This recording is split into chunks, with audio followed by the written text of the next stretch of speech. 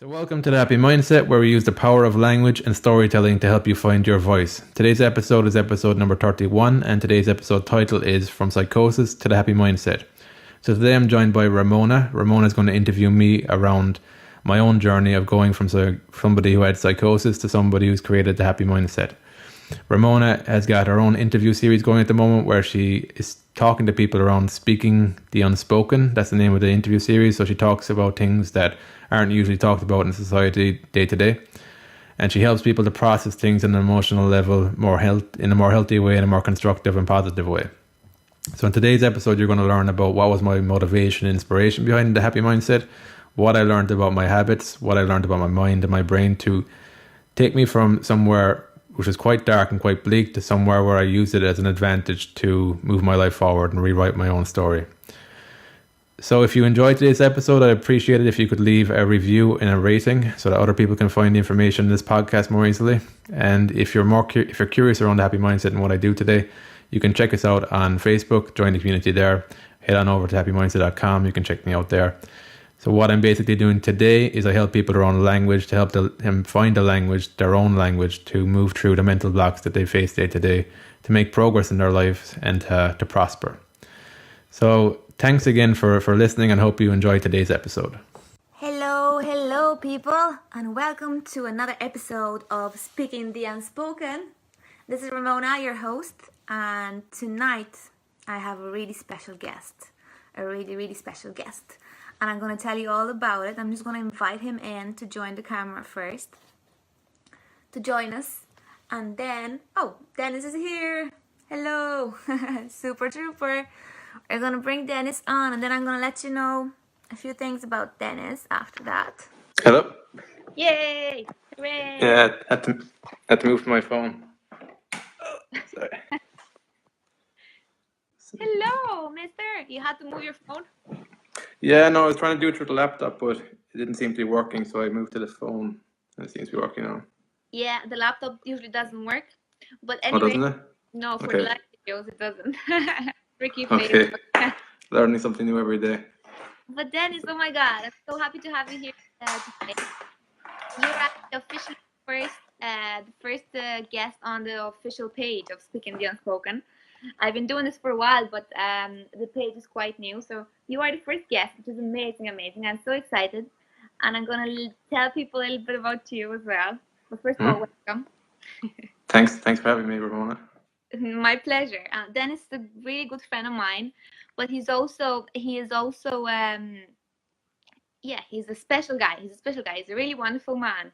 And he's the founder of the Happy Mindset, which we're going to talk about a little bit in a little while. And he's also a polyglot. He speaks like 4 languages or so. Yeah? Am I right? Yeah, 4 languages. Yeah, that's it, yeah. He's amazing, I am telling you. And he's one of the most intelligent people that I've ever met, to be honest. And every time we meet, we have these really amazing conversations. And he's helping people with amazing stuff. But we're going to talk about that in a little while.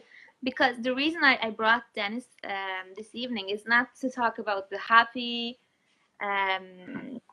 stuff. Because we tend to talk about the happy stuff all the time. On the social media mostly, people see all the time the happy and bright side of life. But people tend to forget that all the successful people, most of the successful people out there went through hard times. And not a lot of people talk about them. So that is the reason tonight in the Speaking the Unspoken this evening, we're going to talk about some sensitive topics and some hard times that Dennis went through to get where he is today and to keep on moving where he wants to go. And I'm just gonna go straight into it, Dennis. If that's okay with you? Yeah, far away. Yeah.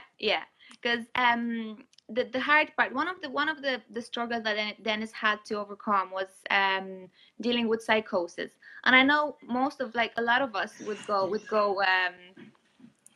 go through stuff like that, you know. We would get psychotic attacks. That's a door. Yeah. I thought that was a kid. I thought you had kids and I didn't know. No, not yet. No. Not yet. So we all get to moments of, we can all get psychotic at times, right? But now, leaving joke aside, this is quite serious. Like for you, it was a serious struggle. It was a Yeah. serious condition, and it wasn't a joke. So, No.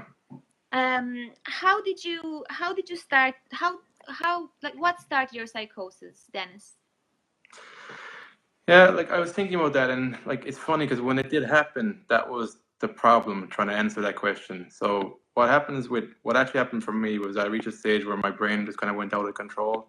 My analytical mind kind of just went mad. It was like it was attaching meaning to stuff that wasn't there. I was getting paranoid. So there was like a part of me that was aware of this, but then there was another part of me that just couldn't reject the thoughts, and it was like everything seemed to be true, and I couldn't logically say that's bullshit. There was a part of me that was like, it was just gone. So what happened was I went through a period of like maybe a few days to a week where it was like hallucinations, paranoia, and so I knew something had seriously gone wrong, and I was looking for help. But the problem is I'd never known that this could possibly happen to you. So like I was faced with a situation where I wasn't aware of my brain or my mind. I was about 22. That's not something they touch on in school ever, the brain or the mind. So I was like, what the hell has gone on here? And I'm trying to convince people that something's gone wrong, and they can't see any proof. So you're like, I'm seeing things, I'm hearing things. So you have to prove that you've gone kind of nuts to an extent. So that's the kind of situation you're stuck with. Thankfully, though, it reached a state like I was able to kind of say, okay, I need help. I found the right help. I got the right medication. Basically, it was an imbalance in the brain. It was like the chemicals had to come back into order again. I was lucky because it was an acute phase of psychosis, so I didn't go any further than that. It happened about 8 years ago. But at the time, the terrifying thought was that this could be the start of schizophrenia, because that's one of the early signs of schizophrenia. And so I didn't know what the hell was going to happen in my life from that point forward. I was like, my whole identity was gone in the blink of an eye. Like I thought I was somebody up until that point, and then I was like, who the hell am I now? Wow. So that's kind of where you're at with it, like, yeah. Wow, it must be hard, like trying to convince people that you're not okay, and not being able to describe, because it's a situation where it's not something that they can see. You can prove it.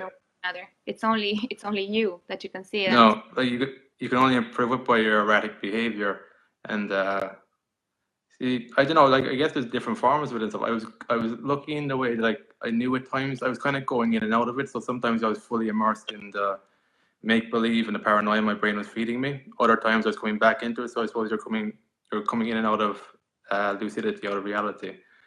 So I was lucky to the extent that I wasn't completely gone, but it gives you an experience that you're like, I didn't know this was possible. That this could go so badly wrong. And then I guess what happened for me is I looked at it, I took it as like the flip side. I was like, this is the darkest place my mind and brain can go to. I didn't realize how much of an impact and influence they had over how I perceive reality. That I started looking on the opposite end. Once I started recovering, I was like, okay, this does mean that possibilities are there. It wasn't just something people make up. It's like there is limitless possibilities now, because there is a huge impact my mind and brain are having on what I see in the world. So that was the flip side. That was the light. That's what guided me towards creating the Happy Mindset. Eventually, after about 5 years on the road, I started blogging. Then I got the podcast last year, and now I'm creating a community to help other people to debunk their beliefs, debunk their habits, because that's where I began with on my journey to getting back to normality, and then to actually just thriving off the back of it to prosper.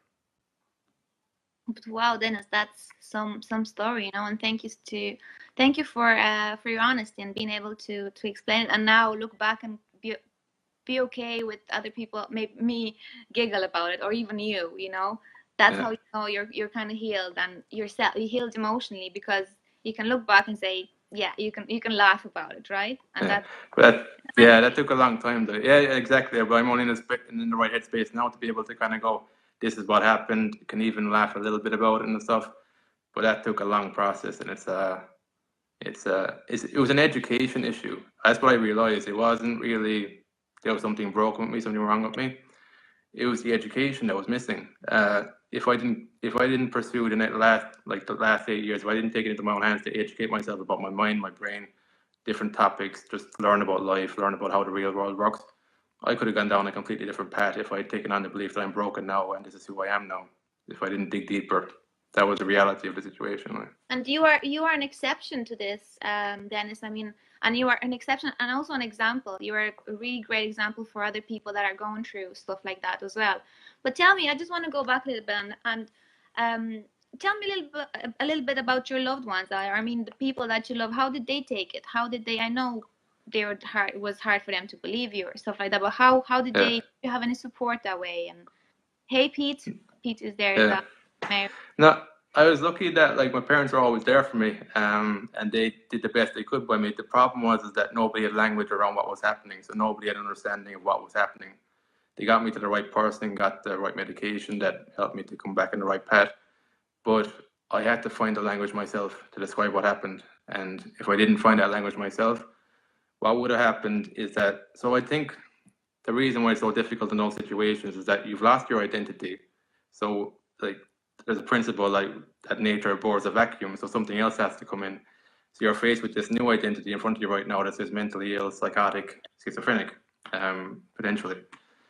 So if at the time I was like, I'm not accepting that label, I don't know what to do. I don't have the language to resist that label yet, but I'm not acknowledging that label. I'm not accepting it. That's not who I am.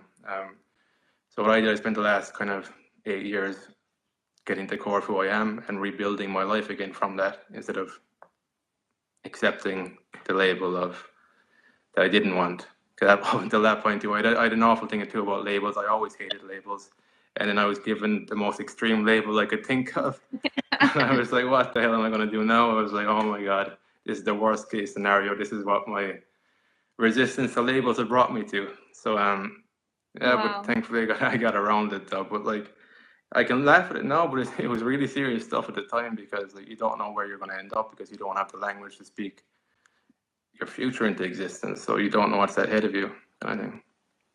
Wow, that is powerful stuff, Dennis. Wow. So would you say that ultimately, even though you had some support, your family was there, ultimately was you kind of choosing the right track for yourself and choosing to get out of it? Yeah, well, what I realized at that time too is that nobody can actually help you when it comes to your mental health, because it's all in your head. Like, no matter what their intention is, good or bad, they can't do it for you. So I realized at the time that I had to take ownership for everything. Like, I was in a complete mess, and so that's why it was so hard for me to. I think that's what kind of that might be what blocks people, because you got into a mess where I felt like this was done to me, and I felt like this is not fair. I did not deserve this. And I knew that in order to get out of that, I needed to take complete ownership for that and go, where was my part in all this? What got me to here? So that's when I started looking at my habits. I was like, okay, I started becoming more aware of how I was reacting to life. And then I started realizing what reactions were built off, which was habit, which is built up over time in your decisions you make every day.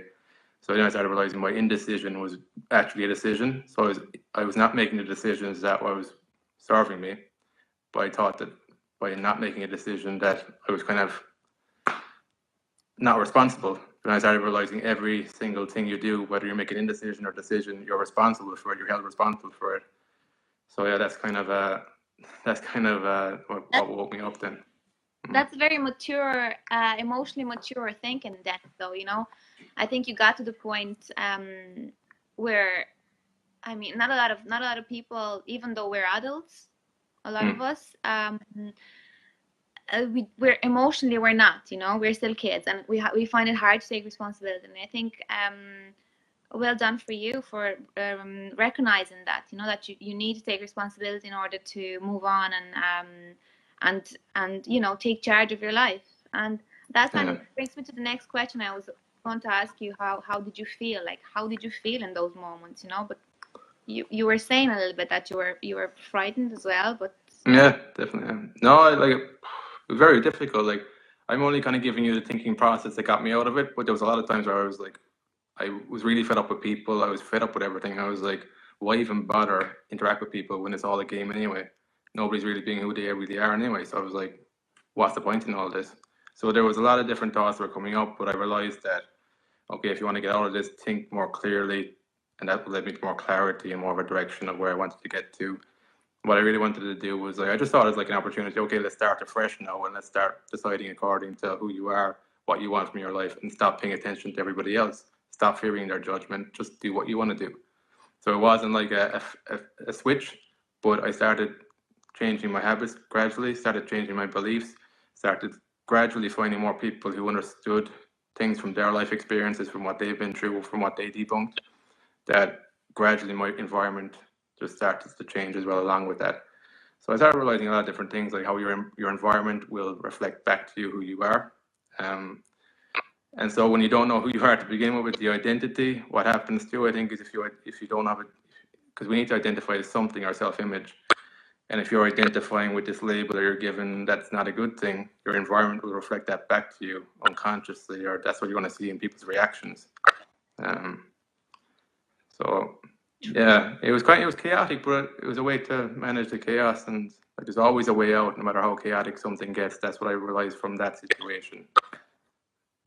And Dennis, could you say that was a moment when you said, "Hey, I don't know," was there a moment when you said that you wanted to get better? You just said, "Oh my gosh!" Like, is it related to the part of the identity that you refused that identity, and that's kind of what made you want to get better? Well, I guess when I saw that, I was like, when I saw the capacity of the mind and the brain to fool you and to trick you, because that's what was happening to me. I couldn't trust my brain during that period. I don't know, because I was like, I didn't know what environment I was in anymore, because there was so many tricks being played to me by my brain. So I'd realize every now and again that it was tricking me, but then I'd fall back into it again, and then I'd fall back into it, and it was like, it was never ending. So I reached a stage where I was like, I don't know what I don't know what to believe anymore here. So I was like, we can use language. but yeah, that's probably the best word to express how I felt that time. But when I came out of that, then I started realizing, well, just focus on the upside to this, because the universe operates that way. There's a positive and a negative to everything. Let's start doing the opposite to what you're doing before that, and let's start heading in a new direction. That was the only logical thing to do. Otherwise, it was like, keep doing the same thing over and over again. You're going to get the same result, and probably even worse. It's going to head you down that path. So I just started thinking in opposites, started really kind of mixing it up. I'd seen the fact that your mind and your brain really influences your environment and how you see the world. So I was like, okay, let's use that to my advantage now, because I've got that experience on a visceral level now that I wouldn't have had theoretically. You can never theoretically understand this analytically, but once you experience it, you realize there's possibility now. Wow. You know? That's experiential learning. That's what I learned. Like, that is amazing, because that's how what you just said now is seeing the bright side of something so horrendous. Like, it could have been so really bad, gone really bad. You were able to see the bright side and not only see it but learn from it, and now bring it into your advantage right now. I mean, that's a huge advantage for you right now in helping others. Yeah, exactly. Yeah, it's wow. No, that's it. Yeah. So you're gonna tell us a little bit about how did you start? How did this psychosis and this episode of your life helped you? How did you start the happy mindset? Let's say, in brief. I started about 3 years ago, I started about I guess as well. I wanted to challenge this idea of happiness as well that's out there. There's misperceptions around what happiness is. And so I want to show like what true happiness is to me. It's like, because I remember the time too, I was like, I want to live a life I can be proud of, that I'm happy with. So happy was like a word that I used. And for me, it's not like surface level happiness. It's actual deep fulfillment and meaning and purpose in your life that we're not taught that exists really in school. We're taught like, you've got this career path and that career path, but we're not taught how to think for ourselves or follow our own purpose and meaning and make stuff up for ourselves and that kind of thing. So that's where the happy comes from. I started writing the blog 3 years ago. It was called The Idea Board. So I was at a stage where I had great ideas in my head, but they all felt really random. So it was like, I think the tagline was like random ideas in an organized world. So I thought there was an organizational logic to the world, but I just had random ideas in my head at that stage. And then from that, then it was like the happy mindset popped into my head one day. I created a Facebook page. I thought the domain name would be gone. I was like, there's no way that's still there. I created a Facebook page with the intention of sharing all the knowledge I gained over the last kind of 3 or 4 years to help people. I was like, I'm going to start sharing this because this is what a true education was for me. So I was like, I want to help people to understand the benefits of learning, because up until I went through psychosis and came out of that, I'd never seen the benefit to learning. I was like, okay, you do it to learn stuff, to fit in, get a job. Didn't understand how it was important to keep your mind open, to be well read, to engage with people, to listen to them. Didn't understand any of the benefits of that. Might have just been my experience, I don't know, but that's what happened. And eventually Yeah. I just met some mentors. I created the podcast and I interviewed a few of my first mentors to get the podcast going. I just met some great people along the way, and it's just kind of just built momentum from there. Super. That's amazing. Like going from that to happy, it's like beautiful, right? Yeah, it's meaningful for me. Like well, that's what I want to help other people find too. Like there's deep levels to happiness and meaning and fulfillment and stuff, and there's no reason why you can't build a life around that. It's not like just one day quit your job and never turn back. That somebody can do that, but you can also gradually start doing the stuff you want to do. Small things every day. Just say, what makes me happy every day? 3 small things. Start doing that every day, and it builds momentum in the right direction. That's Exactly. You talk about habits, and that's the way. That's how you managed to change your whole life around, because you started looking at your habits, your daily habits, yeah. and just changing them to suit your new life and what you want to achieve. Yeah, it's like because most of what we do are automatic reactions. So it's like if you replace automatic reactions that are negative with positive ones, you're just building momentum in a more positive direction. And there's elements of mental resilience, and there's elements of just doing the boring work every day as well. That'll just add up over time because you know the purpose behind it. So I found that when I started having a direction in my life, it was easier for me to learn stuff. It was more neutral to me because I knew why I knew where I wanted to get, so it was easier for me to learn the lessons. But when I was kind of just circling around aimlessly, with no direction in life, it's very hard to take on lessons that are very hard on your ego when you don't see the bigger picture purpose of why you're learning that lesson. So once I had a direction, I was like, okay, it's easier now for me to take on board the stuff I need to learn to grow, personally grow into the person I need to be, to do the podcast, I need to do the blog, and to meet new people, create a business and stuff. These are all mindset shifts you have to go on. But if you don't know why you're doing it, you wouldn't go on the mindset shifts or the personal growth journey. True, and you're doing a great job as well. Like you're doing such a great job, and you're getting clearer and clearer as well. And I think you kind of know now exactly how you want to help people, which is amazing. And obviously, I think it's okay to be able to keep on to be flexible and keep on changing the direction as well from time to time. But going back to the psychosis a little bit, I know I don't want to keep it too much there, but in a way I That's do. fine. That's the main thing. That's what people don't want to talk about, and I think it's important because like I can't relate to that. I can't relate to psychosis because obviously I can relate a little bit because I do go mad at times and I do hear things at times, and I do feel sometimes that I have bugs everywhere crawling around on my body, like, and I'm like, oh my god, spiders mostly, or mosquitoes when there's none.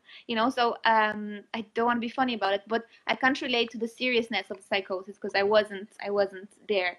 I can relate to depression. Obviously I went through a phase in my life where I was depressed, but I'm thinking then it's coming from that background. What do you think, or why do you think people that go to some type of illness, mental illnesses like that, find it so hard to see a way out, or find it so hard, to just get out of that? No, I can only talk to my experience there with the psychosis. I think what happened to me there was that I resisted the label, and it's like because when that happens, you're like your identity is taken from you. So it's like, and you don't want that identity. But if you're not willing to learn lessons and go on a journey to kind of get to the core of who you are, then that's the only thing you're left with, because that's how you feel. That's how you feel about yourself. You feel like you're broken now. You feel like, because that's the way. For good or for bad, that's the kind of subliminal message in society. There's like people over here are mentally ill, and there's people who are healthy. A lot of time it seems kind of archaic and black and white. And no matter what words people say, it's people's actions and behaviors towards you that's all that matters. It's not the words they say to you, it's the assumptions they have about you, and that's why that's where the stigma comes in. So I think as well, Ireland's probably progressed a bit. Like this happened to me 8 years ago, and it was in probably a worse state. with an understanding of mental health and stuff. But I think it's the stigma too, when it's not talked about in a constructive way, that the silence becomes your identity in the background. It's just hung over you because you can't speak about it because you fear that label. Like you fear that label. So like for me, talking about psychosis, now I have to get to a stage where I can talk about it with distance from the label. So it's not a part of my identity. It's an aspect of something that happened to be in the past, but it's not who I am. It doesn't define me. But I couldn't have done that even last year because it would have still felt a part of who I am. Right. I So don't know you if that say answered that. the question, but that's kind of how I saw it. That's kind of how I've seen it play out in Yeah, my no. own life. Cool. Yeah, I think so what you're saying, I think I'm tell me if I got it right. Is that people will just take that as their identity, will identify with that illness, whatever that illness is, say in this case psychosis, and that's what stops them kind of get out of it, because they now think they are that, even though that's just a. And is that what? Yeah, like I can only speak for myself, but Yeah. the reason I didn't speak about it is because I didn't have people around me who fully understood it. Like even if I go to psychologists and stuff, they'll diagnose you, but they don't like, depending on the psychologist, but it doesn't necessarily, they'll get to the core of what was the issue. They'll diagnose it and there'll be a bandage over a wound. But unless you meet that person who understands it and they listen to you and they give you the time and the space to heal, and you don't know where that person is going to be. Like I have to go on my own journey, different people met along the way, and reading books. There's a whole factor of stuff that got me to a stage where I could talk about it without it feeling like it was a part of me. I don't think there's like a definite step-by-step process or a definite kind of thing where you can go, okay, this is how you get around the label. I think for me, it's normalizing it in my own head first, so I can talk about it to somebody else, so they can see it in a normal way as well, and then branching out from there, so that when people go through this, they can see they have an example of somebody who looks okay now, and they're like, okay, this doesn't need to define me because there's an example here of somebody who doesn't define. That's all I kind of needed at the time too, was that if I had somebody who I could see like they seem to be leading a normal life and thriving, and they went through this, then okay, I can live through it and thrive as well. That's why I think us doing this live video this evening might help other people, that go through psychosis, or not necessarily through any mental illness. I think we all at some point in our lives go through some type of mental illness, due to our childhood, maybe trauma, due to a lot of emotions from the past that are not healed and all that. And I think if people can see that you went through it and you were there, like you're an example of a person that was there, and that got over it as well, and I think that gives people hope that they can heal and they can get better and they can overcome it, and not only overcome it but also help others do the same. I think that's amazing. But let's see a little bit. You have some comments here, Dennis. So Pete said, hey Dennis and Ramona. Mary said hello. Colm said, hey Dennis. I don't think I know Colm. And Mary said that my son, who is in Broadmoor Mental Hospital, suffers with this disorder, but also has other disorders from which he has had lots of therapies. Very frightening. Mira said, thanks for sharing. Nice work, brother. Michael, can you see the comments, Dennis, or no? No. No, on the phone. And Joseph says, Dennis, I worked with you in Italy. Remember Marcus, Hannah, and Alyssa? Fun times. Wow, I didn't. Yeah, no, I can definitely remember that. That was great times actually living with them. That's what inspired me to learn Italian, actually living with them. That's amazing. It's amazing the way that you've really came such a long way, and you have so much to offer to the world. I mean you're learning something new every day, and you're learning like every time you speak, you just know something else, and you grow. I can see how much you grow very quickly as well, at such a speedy rate as well. It's just amazing. But if you were to give, Dennis, if you were to give one piece of advice to someone that is going through psychosis, depression, anxiety, social anxiety, stuff like that, what would that be if you can give them some one piece of advice?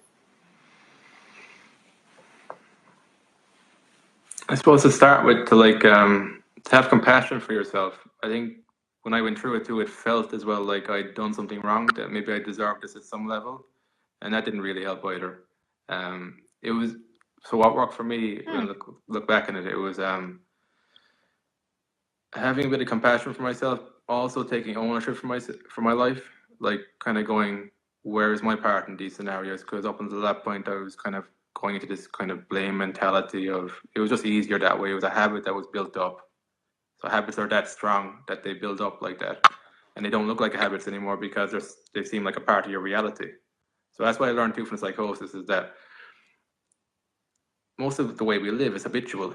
It's just we don't know it because it feels like reality, and that's where we don't see the choices we're making every single day. So like with the psychosis, I got the opportunity to really start rebuilding from scratch again, start looking at the habits, and that's a continual process. I'm still doing that, but it feels less personal then as well. Like when you look at it, kind of like, where do I want to go in my life? Set a destination, set a vision. What habits will help me start getting there? What are the small steps every day that will build into monthly goals, weekly goals, and that kind of thing. But even with the goals as well, what's helped me is like to detach from the outcome. So like realize that you're okay, like, and it's like, and then accept failure. Like failure is a part of the growth process. It's but I suppose for a simple step though, it's just like, just accept where you are. It's not personal. Like what I realized in the last year when I went to the coaching world, that this is quite universal. When I started out, I felt like, Jesus, I'm the only person suffering from this. And so it felt like, that's why I felt broken, because I felt I was the only person dealing with this. And now, 8 years on the line, I realize how ridiculous that is. And that's what gives me the courage to speak, because I realize there's so many people who don't have the language that I have to speak about this, who need to hear this kind of stuff, to give them hope and to give them like a path that they can move forward on.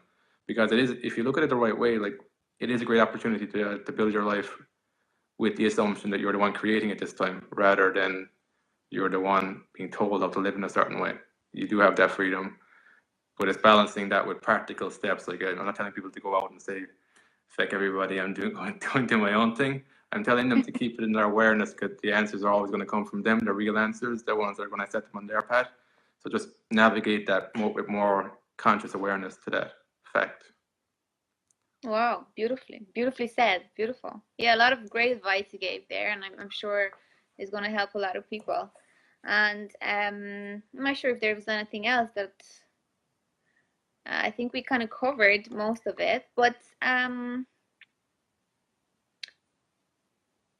how, like, looking back now, I know, like we were saying, that it's easy for you now to maybe even giggle about it a little bit, because you're kind of okay with it, it's But at the same time too, even doing these calls, I do feel like there is nervousness coming up before I do these calls. Like but I just know from my process is the repetition. Just repeat things over time, and you get more comfortable with it. It's just the more uncomfortable you feel, the more comfortable you become with that uncomfortability. That's what I believe in. So that's kind of what gets me to do this stuff. Like I still feel uncomfortable doing it. It's funny because the first interview I did on this, I thought that, okay, once I've done it once, I'll be okay. But it hasn't been like that. And I was wondering today, why hasn't that been like that? And I realized that that's the process. You keep repeating until you become comfortable with it. Like the podcast took me about 18 episodes to become some way comfortable with speaking on a podcast. You said it so nicely there, though. Oh my God, you have to write that down, because it's uncomfortable. It keeps being uncomfortable until it gets comfortable, something like that. And it's true with everything, with live videos. Like even me with it's even the smallest little things, that triggers us. It's a personal thing as well, because what triggers me, it doesn't trigger you, mate. And the other way around. But you are so right. Everything that feels uncomfortable at first, if you keep doing it, if you keep overcoming it that way, it gets easier. But yeah, it doesn't go the first time. It's not like you do it once and then. No, it takes a lot of time. But that comes back to, like, if you know why you're doing something, you'll stick at it, because it is tough. It's not an easy thing to do something new, because you're going to have to be willing to suck for a long while. And like when I do videos and stuff there, I'm like looking at it and I'm like, oh, but it needs to be done. Like for me to get better, I need to do it. I need to go through that learning phase. And I think with videos too, I wanted to emphasize the growth mindset. So very visual. You can see people's progression in videos, and people can't deny the progression in videos because it's visual, rather than it being more abstract. Because you can gain a lot of knowledge that seems very abstract until you put it into practice. You got no proof, you got no results to tell people this does actually work. I think. Yeah. But with this, like, I have just two or three more questions for you. Two, let's say two. I don't want to do for two either, Dennis, because I know That's right. there's things to do as well. How hard was it to accept? Because I think, first of all, you have to accept your condition, not as being you, but accept that you have it before you can heal it. Is that right? Would you say that would be right? Yeah, I guess I went through different levels of it because it's funny that, well, but I was hoping that I wouldn't have to go on medication because then it didn't happen. I was hoping that my brain would just balance out itself if I kind of hung in there.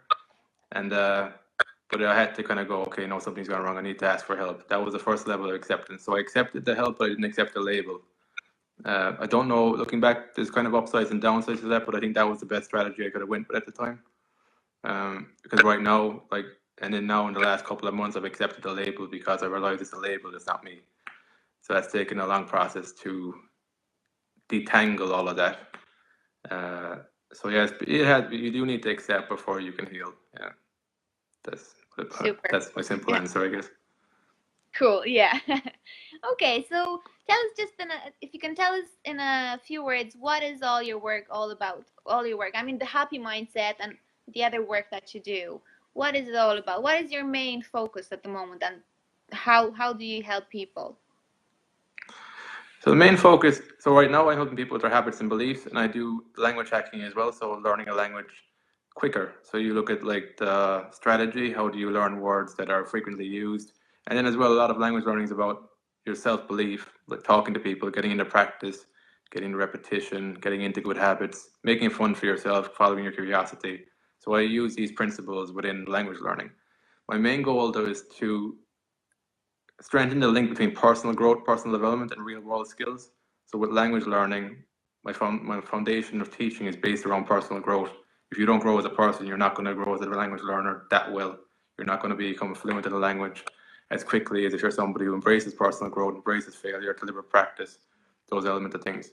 And then computer programming as well. I'm helping a company at the moment, Clever Programmer, and he's very much focused on, Rafa Kaz, he's very much focused on motivation, doing the work every day, your beliefs, and charging what you're worth as well. I think when we go into the real world too, as a freelancer now as well, we struggle with charging our worth, and that's why creatives often struggle, because creativity can be so abstract and so subjective that it's very hard to quantify it sometimes, and you're not getting the right value for what you're offering.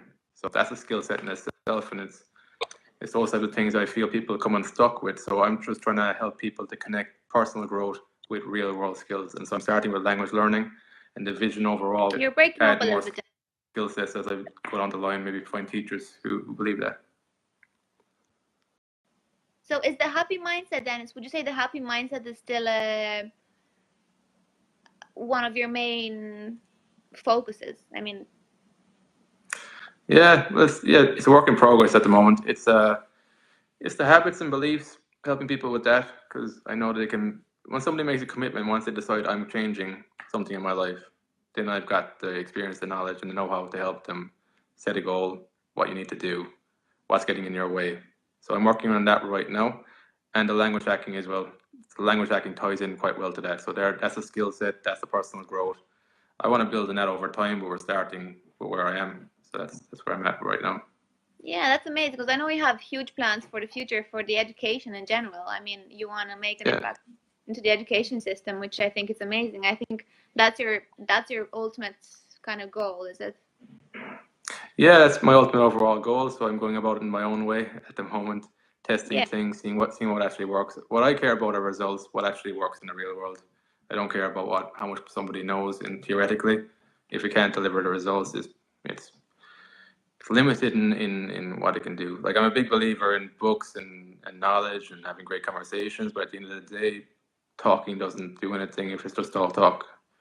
So I just want to help people to focus on results, appreciate knowledge, but focus on results and outcomes and adding value to people. Amazing. Amazing stuff. Like I was saying when we started, you're an amazing guy. You do some pretty powerful stuff, and I'd love for people to know where to find you if they want to maybe decide and work with you, or if they want to find out more about you and what you do.